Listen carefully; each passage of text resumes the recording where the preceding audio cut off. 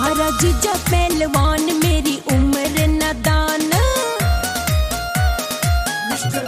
हाँ थारा जीजा पहलवान मेरी उम्र नादान। घर आया ने मिलाई न जोट सखियो डेली हो डेली हो डेली खाड़े में घुमावे सलंगोट सखियो। डेली खाड़े में घुमावे सलंगोट सखियो।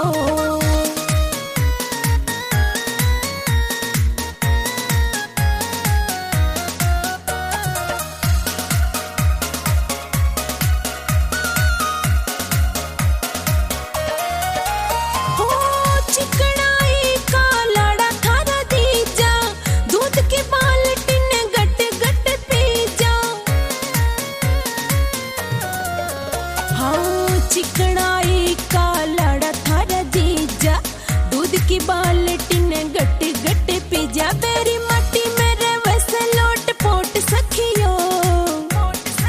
होटली होटली होटली खाड़े में घुमावे सलंगोट सखियो। डेली खाड़े में घुमावे सलंगोट सखियो।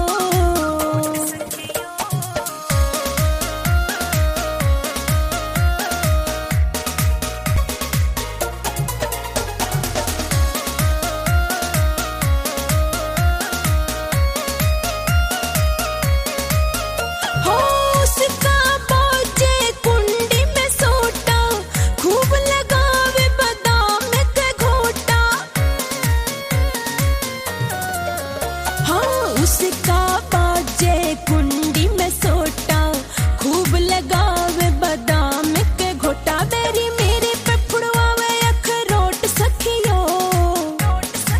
होटली होटली होटली खाड़े में घुमावे सलंगोट सखियो। डेली खाड़े में घुमावे सलंगोट सखियो।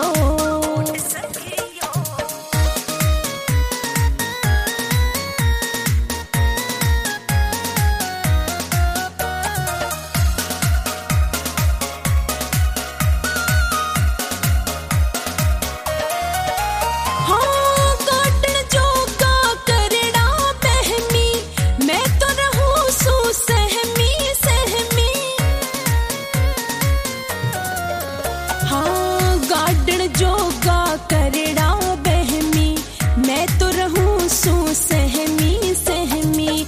झूठी ना एक भी रिपोर्ट सखियो। होटली होटली होटली खाड़े में घुमावे सलंगोट सखियो। डेली खाड़े में घुमावे सलंगोट सखियो।